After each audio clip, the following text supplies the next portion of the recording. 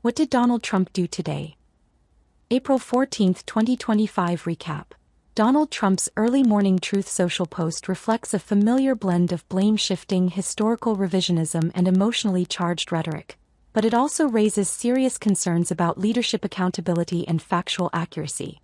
His claim that the war between Russia and Ukraine is Biden's war conveniently ignores the complex geopolitical reality that spans multiple administrations, including his own. The conflict began in February 2022, during Biden's first term. Still, Trump's own actions, such as undermining U.S. support for Ukraine, withholding military aid in an effort that led to his first impeachment, and repeatedly praising Vladimir Putin, cannot be erased from the historical record.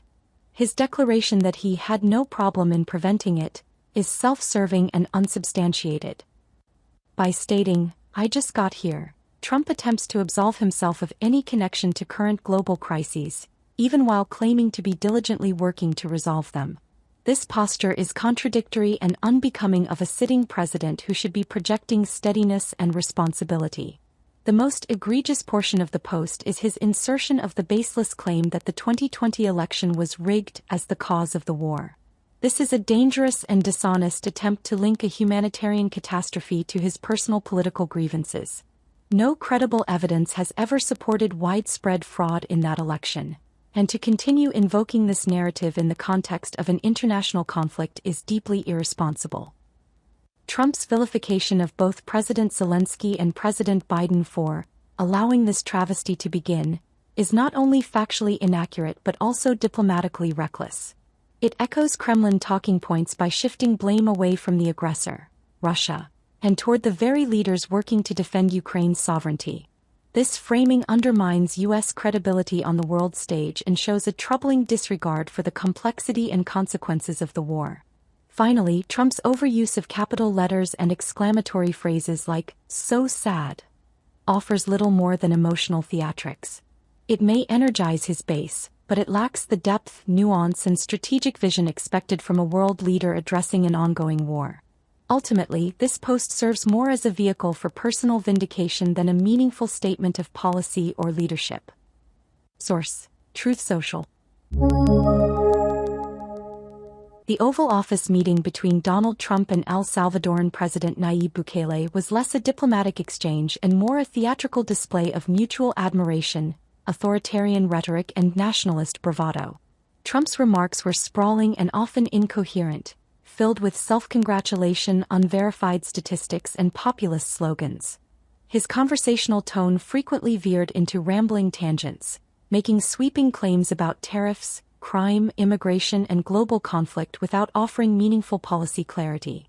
Bukele, for his part, mirrored Trump's law and order messaging, proudly highlighting El Salvador's transformation from what he called the murder capital of the world into the safest country in the Western Hemisphere, while ignoring ongoing international concerns about mass incarceration, due process, and human rights under his regime. The conversation glorified punitive policies and carceral authoritarianism, with both leaders exchanging praise for hardline tactics and expanding prison infrastructure. Trump's open suggestion that the U.S. could deport its own citizens, if deemed violent or unfit, represents a serious breach of constitutional norms and a chilling embrace of state overreach. The discussion of immigration was equally alarming, defined by dehumanizing rhetoric, exaggerated claims about criminal migrants, and a celebration of mass deportations as political victories. Trump repeated the unsubstantiated narrative that foreign nations were emptying their prisons into the U.S., citing large numbers of known murderers, without evidence and ignoring the legal and humanitarian realities of immigration. The issue of the wrongfully deported Kilmar Abrego Garcia was twisted into an opportunity for Trump and his aides, including Stephen Miller, to launch a partisan attack on the judiciary. They dismissed a Supreme Court directive to facilitate the migrants' return, reframing the order as overreach and positioning the courts as illegitimate obstacles to executive authority.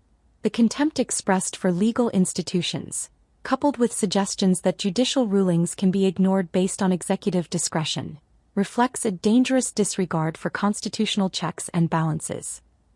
Cultural wedge issues were also weaponized during the conversation. Trump and Bukele mocked transgender athletes and gender equity protections, framing them as absurd liberal overreach and using them as fodder for pre-election talking points.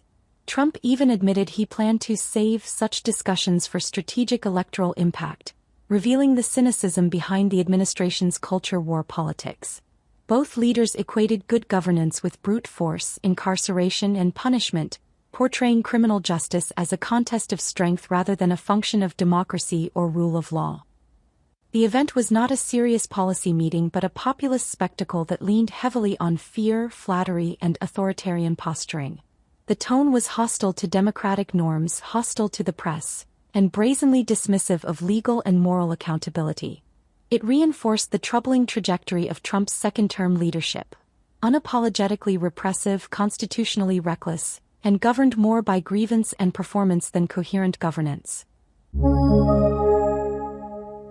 Donald Trump's remarks during the White House ceremony honoring the 2024 college football national champions, the Ohio State University Buckeyes, were emblematic of his second-term communication style: meandering, self-centered, politically loaded, and frequently inappropriate for the occasion. What should have been a dignified tribute to athletic excellence, teamwork, and perseverance devolved into a chaotic display of self-promotion, factual inaccuracy, and performative ad-libbing. Rather than centering the team and their historic accomplishment, the first national title under the expanded 12-team playoff, Trump routinely redirected attention to himself, using the ceremony as a vehicle for political messaging and personal validation. The speech lacked any clear structure. Trump bounced between congratulating individual players and delivering campaign-style monologues about his electoral success in Ohio, his Oval Office renovations, and grievances about the media and President Biden. These detours were not brief flourishes but dominant features of his address. He repeatedly referenced his 2020 and 2024 election victories in Ohio, suggested that Biden didn't show up for East Palestine, and offered unsolicited commentary on the Trump touches added to the White House. This kind of grandstanding might work at a rally, but it came off as self-indulgent and inappropriate at a ceremonial event meant to honor student-athletes. Much of the speech leaned on superficial praise, reducing players to their physical appearance. "That's a good-looking group. He's going to be so rich. Look at the size of these guys," while neglecting any serious commentary on their academic achievements, leadership qualities, or personal growth. His repeated jokes about being intimidated by their size or implying players should remain seated at a lower level to avoid overshadowing him visually came off as insecure and awkward. Moreover, Trump misstated facts, claiming Coach Ryan Day was in his 60s, when Day is in his mid-40s, and often appeared unfamiliar with key player names or game details, which he compensated for with forced enthusiasm and vague compliments. His fixation on the aesthetics of the players, the Oval Office, and his own electoral performance stood in contrast to what should have been a thoughtful and focused recognition of hard-earned success. Even his attempts at humor fell flat or bordered on inappropriate, joking that a Michigan fan in the room was carrying a dangerous weapon, and suggesting the Secret Service should intervene played into culture war theatrics rather than fostering unity or sportsmanship. The constant return to political themes, both overt and implied, served to politicize an event that is traditionally a moment of national unity. Trump's lack of decorum was not just a distraction. It undermined the ceremonial gravitas that the team, university, and fans deserved. Although more composed, Vice President J.D. Vance's remarks still contained political jabs, including a story about a bet with Senator Ted Cruz and more praise for Trump than for the team. Only Coach Day delivered the kind of statement expected at such an event: measured, gracious, focused, and inspiring. His invocation of Theodore Roosevelt's "man in the arena" quote was not only thematically appropriate but served as a pointed contrast to the spectacle that had preceded it. His speech reaffirmed the values of discipline, brotherhood, and perseverance and gave the event a moment of real weight. Ultimately, the ceremony reflected more about the president than the players. The athletes and staff deserved a statesmanlike moment in the national spotlight. Instead, they were made into props in a disjointed performance driven by Trump's political brand, not the honor of their achievement. The result was a deeply unserious and often uncomfortable display that did little to celebrate what should have been a solemn, proud, and nonpartisan occasion. Harvard University is defying a set of demands from the Trump administration that could put $9 billion in federal funding at risk. President Alan Garber stated that Harvard would not compromise its independence or constitutional rights, rejecting proposals to end DI programs, adopt merit-based admissions and hiring, and cooperate with immigration enforcement. The Trump administration accused Harvard of failing to meet civil rights and intellectual standards tied to federal support and demanded sweeping changes, including governance restructuring and audits for viewpoint diversity. Garber defended Harvard's autonomy, arguing the federal demands violate First Amendment protections and exceed governmental authority under Title VI. He affirmed the university's commitment to a supportive learning environment and combating anti-Semitism, but said the administration's terms infringe on academic freedom. This marks the first major university to openly reject such conditions. In contrast, Columbia University recently agreed to similar demands after losing federal funding amid protests. The Trump administration has also suspended over $1.7 billion in funding to Cornell and Northwestern as part of ongoing civil rights investigations. Source: ABC News. The Trump administration is facing a lawsuit for allegedly violating federal law by taking down a public website that displayed how federal funds are distributed to agencies. The lawsuit, filed by the nonprofit Protect Democracy Project, claims the Office of Management and Budget (OMB) removed the database without explanation, defying a transparency requirement enacted under the Biden administration. This law mandates that apportionments, the process of allocating congressionally approved funds to agencies in installments, be publicly disclosed. Critics argue the removal obstructs oversight and allows the administration to hide potentially improper use of funds. OMB Director Russell Vought defended the decision, claiming the disclosures involved pre-decisional and deliberative information. However, the Government Accountability Office (GAO) rejected that rationale, stating apportionments are legally binding and therefore not pre-decisional. GAO emphasized that while some information might be sensitive, the law requires OMB to publish the data online. This lawsuit is one of multiple legal actions against the administration over the removal, with watchdog group Crew also suing in response to the site's removal. Source: The Hill. A legal advocacy group, the Liberty Justice Center, filed a lawsuit on Monday in the U.S. Court of International Trade challenging President Donald Trump's recently imposed tariffs. Representing 5 small U.S. businesses that import goods from affected countries, the group argues that Trump overstepped his constitutional authority, which reserves tax-setting powers, including tariffs, for Congress. The lawsuit targets Trump's April 2 Liberation Day tariffs and additional duties on Chinese imports. It also contests his use of the International Emergency Economic Powers Act (IEPA), asserting that the law doesn't authorize presidents to impose tariffs. The plaintiffs seek to block the tariffs' enforcement and have the court declare Trump's actions unlawful. A similar case is underway in Florida federal court. Source: Reuters.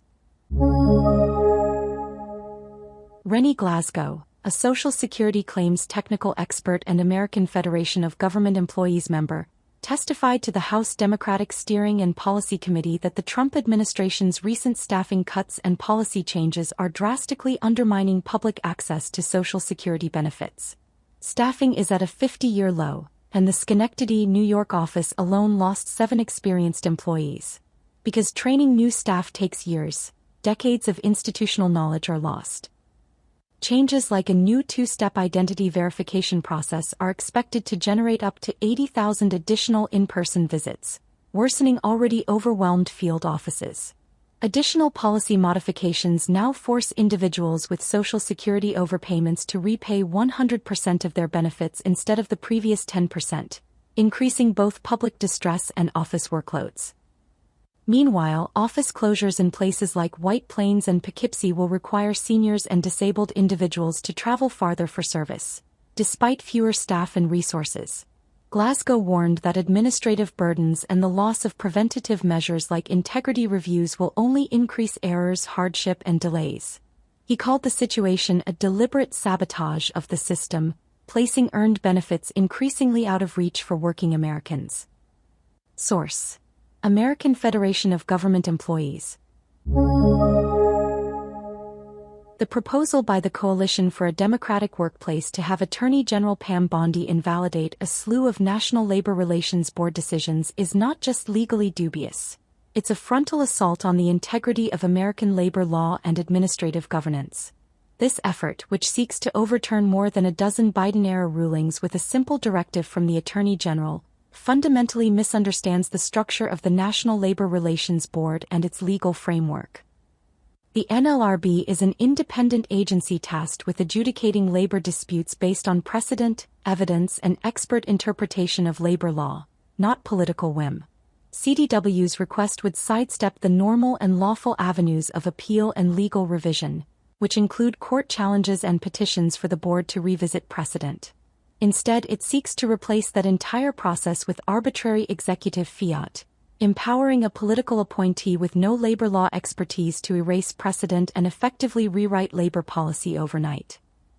The invocation of a Trump executive order that allegedly grants the Attorney General authority over independent agencies is especially dangerous. Not only does this interpretation lack any basis in federal statute, but it also represents a gross overreach of executive power.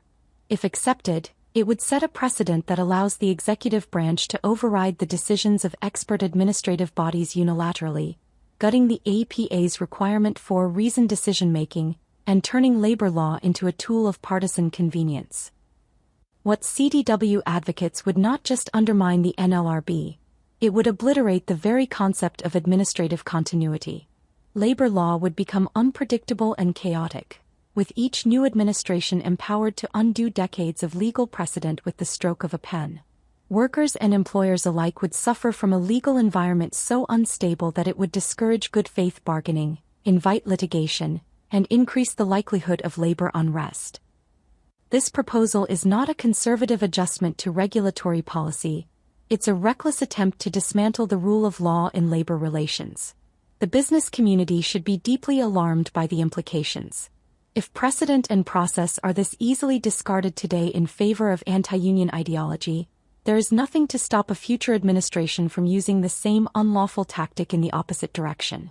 The result would be a labor system in permanent flux, where no party, employer or employee, can plan with confidence or security.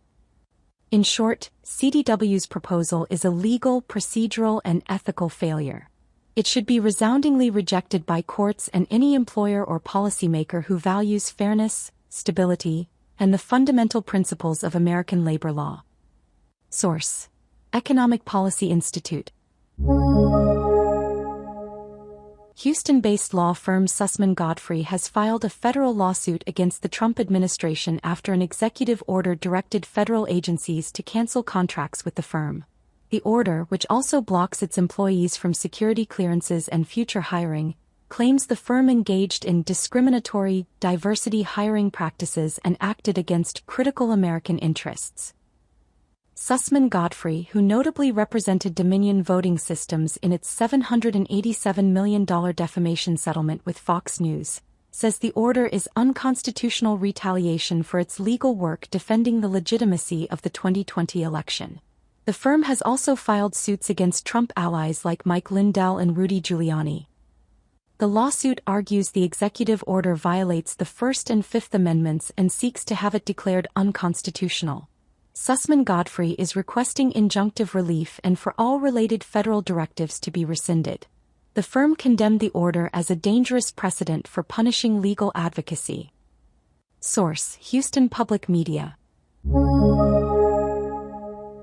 The Trump administration's closure of 5 regional Headstart offices, including the one serving New Jersey, has sparked concern and uncertainty among providers, though services are still ongoing. The move is part of a broader cost-cutting initiative led by Elon Musk's Government Efficiency Task Force, which aims to save $1.8 billion annually by reducing the Department of Health and Human Services workforce by 10,000 jobs. New Jersey's Headstart providers say the closure of the New York-based Region 2 office has disrupted communication and threatens the quality of services. Advocates like Bonnie Eggenberg and Isaac Dorsey stress the importance of long-standing relationships with regional staff who understand local needs. They fear the closure could impact upcoming funding and reduce support for essential family services. Despite this, dedicated staff and alumni of the program, like Gloria Andritsopoulos, continue to underscore Headstart's life-changing impact. Meanwhile, Project 2025, an influential conservative policy agenda tied to Trump's second-term goals, proposes eliminating Head Start altogether, adding to fears about the program's future. Dorsey warns that such cuts would be devastating, especially as families and children are still recovering from the effects of the COVID-19 pandemic. Source: NJ Spotlight News.